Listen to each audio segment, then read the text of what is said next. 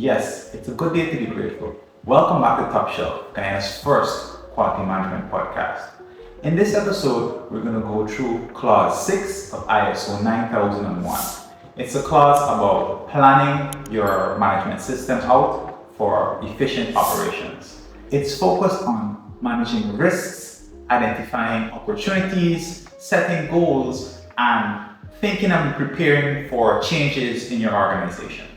So let's go into it. Have you guys ever had an event that you were planning, that you were executing, and then when the time came for that event to happen, things didn't go as planned? I remember quite a few events like that. For example, there was a barbecue that I was planning with some friends, and then we showed up and forgot all about the coals. We had drinks, we had everything we needed, but the main thing, fire and coals to do the barbecue, wasn't present. So that's technically a little bit about what we're going into. So that scenario, I'll break that scenario down in a business context, and then we'll see how to set up a quality management system in terms of planning for your management system. So what are the benefits of planning out your management system? Why should you think about what you're doing before you execute it?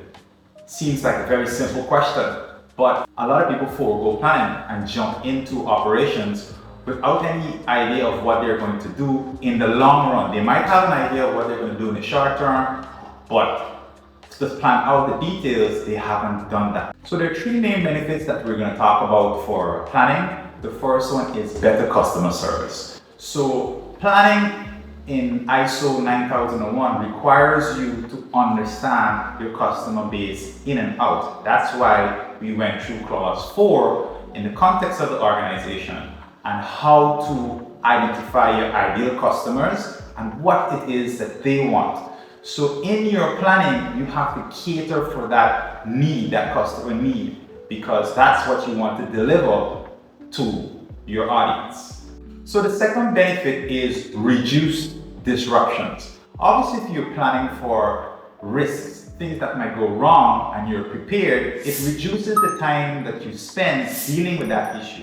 Sometimes you're so prepared that the issue occurs and is resolved with zero time done. So it is all about being prepared for your disruptions and reducing the time that it takes to resolve that issue. So the third benefit is improved operational processes. So if you plan out what it is that you're going to do and you train your team on how to execute that plan, you're obviously going to have a lot smoother process and execution of your operational services and product delivery to your customers. So those are the three main benefits that we're tackling. We'll now go into how we manage risks and seize opportunities according to ISO 9001. So managing risk and opportunity, like we said before, entails you having a deep understanding of the context with which you are operating and your customer base, because the risk that you want to identify needs to be specific to that context that you're in. You can't identify risks that don't pertain to you.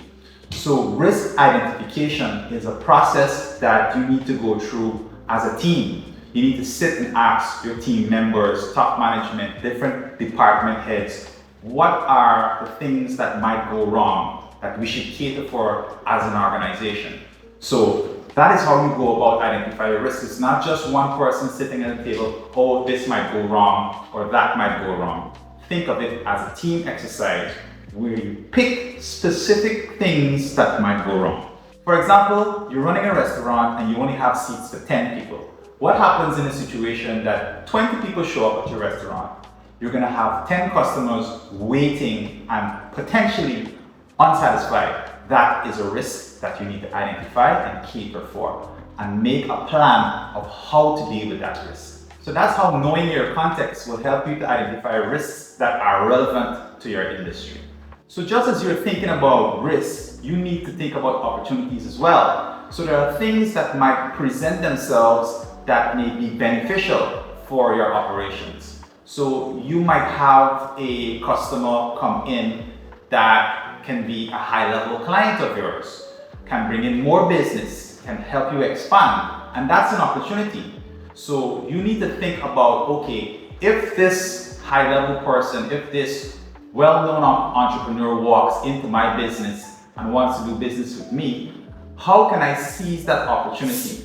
Do I provide the best customer service? Can I offer him VIP treatment? So that is what you want to think about when it comes to opportunity. So there might be a different opportunity that presents itself in different cases for different companies, but you want to be thinking about what the opportunities are. A good example of opportunities are conferences. This is a good way to gain brand exposure and to meet people in your industry that can help your business grow. So look out for events in your industry that are related to what you're doing that you can capitalize on, and make a plan of how you're going to seize that opportunity.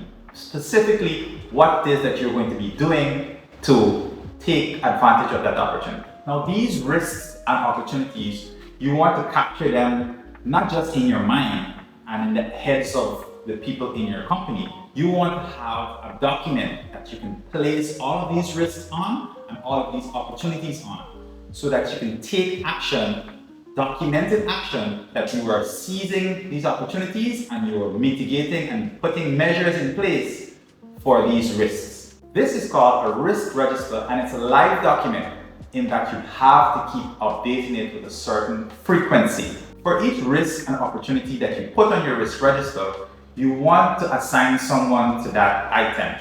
Someone that is going to be responsible for executing the measures needed to either capitalize on the opportunity or mitigate the risk. These persons are to be given a deadline, a time frame within which they must complete all actions needed to address the risk or opportunity. Also on that register is a column and space to evaluate how well the actions and measures have been implemented.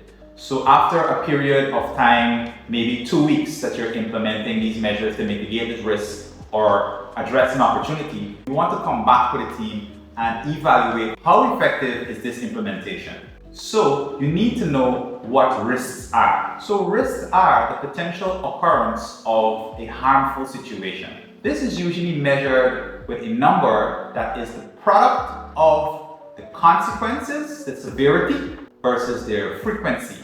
So you want to measure a probability of how frequent will this action occur, this situation occur. So you assign a number to the frequency. It can be 1 to 3, 1 to 5. The higher the number, the more frequent this event will occur. The lower the number, the less frequent it is to occur. You also want to assign a number to the severity. The higher the number, the more severe the consequence, and the lower the number, the less severe the consequence. Once you have these two numbers, you multiply them and it gives you the level of that risk. So the higher the number, the higher the risk, and the more you need to prioritize addressing that risk. So once you have your risks and your opportunities on this register, it allows you to think more clearly about the goals that you're going to set. So clause 6 requires you to set goals and objectives and then a plan of how you're going to achieve those goals. So you may have an overall vision and mission for your organization, which is a general objective. You need to then take that objective, that mission, that vision, and break them out into smaller, SMART objectives. So SMART objectives must be specific, measurable, achievable, realistic, and time-bound. So for example, you don't want to be saying something like, I want more customers. You need to be very specific about what goals and objectives that you're setting. So let's take that objective and make it a SMART one. I want 10 more customers by the end of March 2024.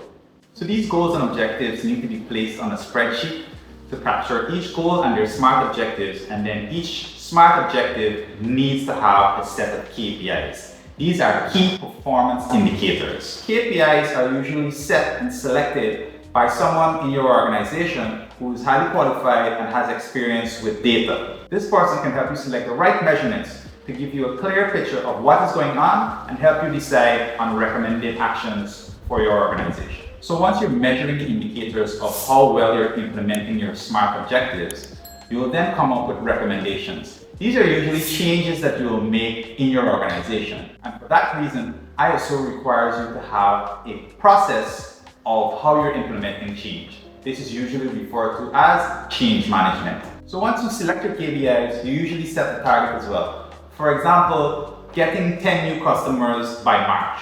The target is 10 new customers. So as March approaches, you measure the amount of new customers that you have, and that measurement is compared to your target. Recording data in this way will help you justify the changes that are recommended for your organization. So how do you implement a recommended change in your organization? The first thing is a change request form. You need to justify that change in writing. So once you've justified that change effectively, you want to come up with a plan of how you're going to implement that change. Step by step, what you're going to do, who is responsible, and by when should this be completed. So you also want to set an evaluation period for this change. So look at how the change is being implemented and the effects of that change, so that you can know whether I need to stay with this new change that I've made or I need to go back to the scenario that I had before the change. So that's the basics on how to meet ISO's planning requirements. As you can tell by now, at Precal and Top Shelf, we're all about quality. That's why we're proud to showcase companies that are top performers in quality management. In this episode, we asked Bounty Farms quality manager a few questions. Question 1. How do you ensure that every department's objectives align with the company's overall quality goals? We clearly communicate these goals across departments and involve them in the collaborative goal-setting process. We also establish relevant key performance indicators, which are KPIs, to track the progress, and we hold regular review meetings for accountability.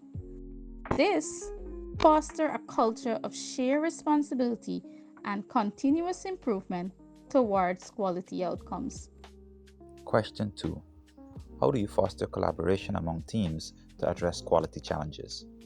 We at Bounty Farm promote open communication and trust, encouraging team members to share ideas and concerns freely. We also establish a cross-function teams with shared goals to tackle specific challenges together. Regular meetings and collaboration tools further enhance teamwork and ensure everyone stays aligned and engaged. Question 3. How do you ensure that team members respect different opinions during quality discussions? We promote an inclusive environment where all team members feel valued by encouraging open dialogues and active listening during quality discussions.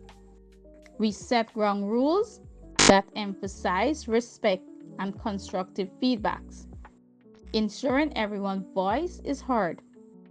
Additionally, we reinforce the importance of considering diverse perspectives to drive better quality outcomes. So that's it for this episode. Be sure to like, subscribe, and share this video, as it is the best way to help a newcomer to video podcasting. A special thank you to Bounty Farm Limited for being a part of this episode. Look out for more quality planning knowledge in our next episode. Until then, stay grateful.